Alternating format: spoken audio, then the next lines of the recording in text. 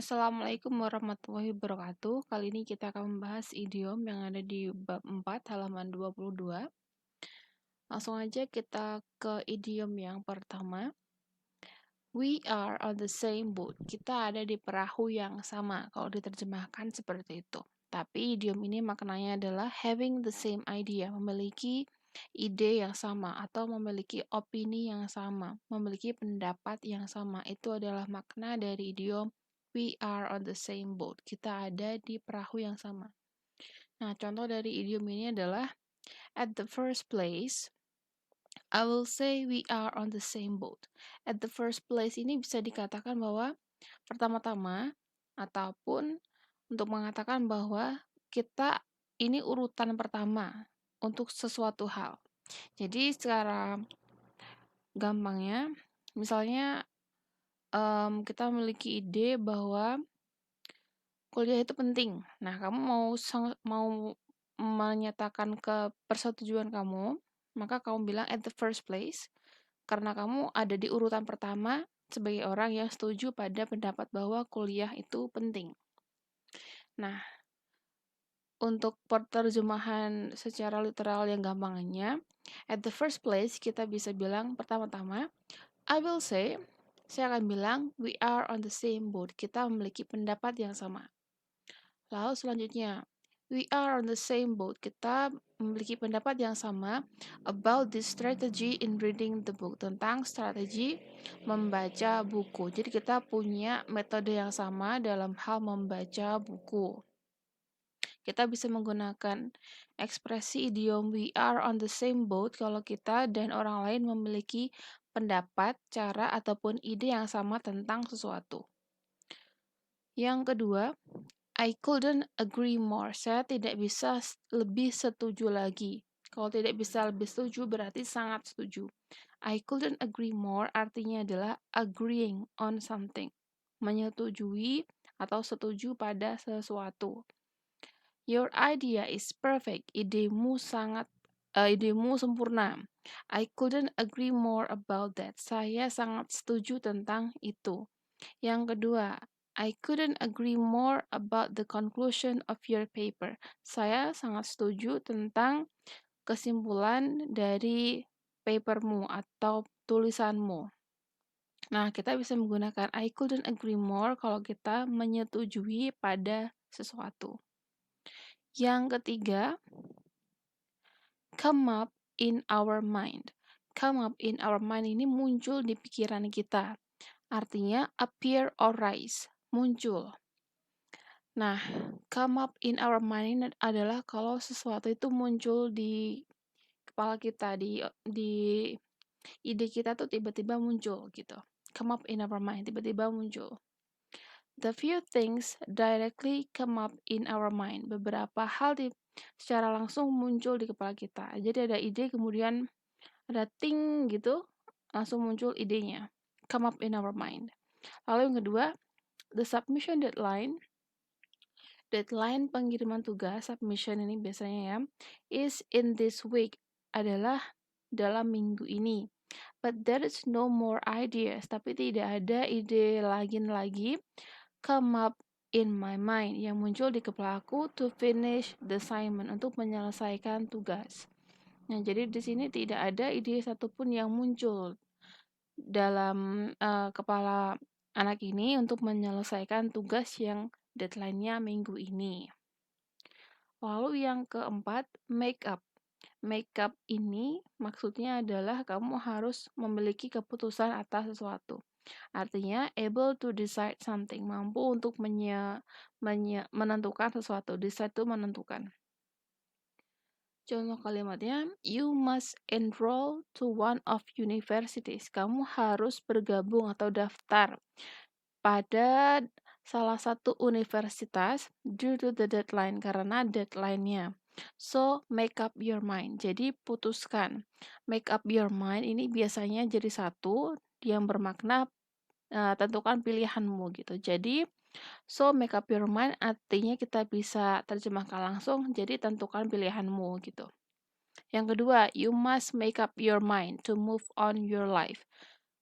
You must make up your mind, kamu harus menentukan atau kamu harus memutuskan sesuatu di pikiranmu to move on your life, untuk melanjutkan hidupmu. Jadi kamu harus mengambil suatu langkah besar untuk kemudian kamu bisa melangkah ke kehidupan yang selanjutnya. Jadi tidak stuck atau stagnan di satu titik. You must make up your mind. Lalu yang selanjutnya idiomnya ada flat broke. Flat broke ini bokek ya, nggak punya uang, having no money at all, tidak punya uang sama sekali. I am always flat broke at the end of the month. Saya selalu bokek atau tidak punya uang di akhir bulan. Yang kedua, at the end of the month itu akhir bulan ya.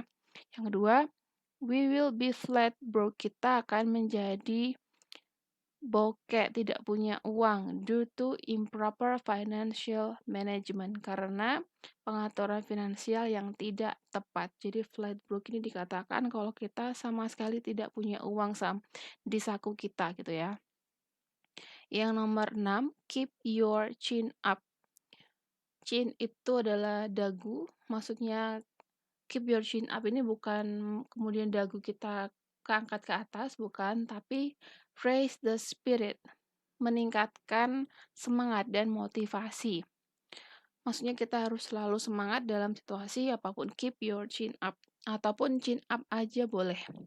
Contoh kalimatnya,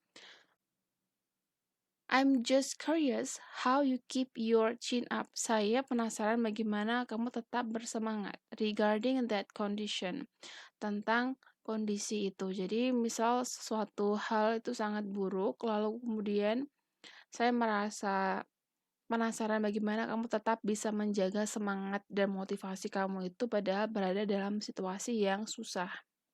Yang kedua, chin up and move forward are our motto. Chin up, semangat dan penuh dengan motivasi, and move forward, dan maju terus adalah moto kami, adalah pedoman hidup kami gitu. Jadi kita bisa gunakan full keep your chin up ataupun chin up saja untuk menunjukkan bahwa kita ini memiliki spirit atau semangat dan motivasi yang tinggi. Yang ketujuh, idiomnya help yourself. Help yourself ini maksudnya adalah taking the action independently. Maksudnya ketika seseorang bilang help yourself, itu adalah maksudnya kita harus melakukan itu sendiri. Jadi silahkan melakukan sesuatu untuk dirimu sendiri. Seperti ketika kalau misal kalian makan ke rumah makan, kalau sesuatu itu kurang manis atau kurang asin, kamu nambahin garam sendiri, nambahin kecap sendiri, itu maksudnya adalah help yourself, karena kamu bisa melakukan sesuatu itu sendiri.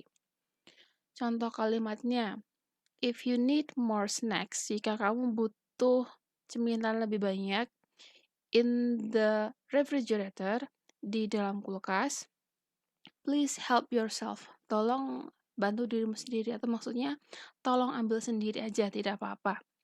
Lalu contoh yang kedua, help yourself with the paper. Bantu dirimu sendiri dengan kertas when you need to print something, ketika kamu butuh untuk mengeprint atau mencetak sesuatu. Jadi ada kertas dan kamu butuh sesuatu untuk ngeprint, maka silakan ambil sendiri. Tidak perlu izin dan sebagainya. Help yourself. Yang selanjutnya, take your time, ambil waktumu. Maksudnya adalah go slowly, not hurry, be leisurely, and proceed in a leisurely fashion. Go slowly, not hurry, sama be leisurely, ini maksudnya sama. Kita bisa melakukan sesuatu itu dengan pelan-pelan, tidak tergesa-gesa. Jadi maknanya sama ya, 3 kosakata ini. And proceed in a leisurely fashion, dan melaksanakan sesuatu itu dengan tidak tergesa-gesa atau slow saja.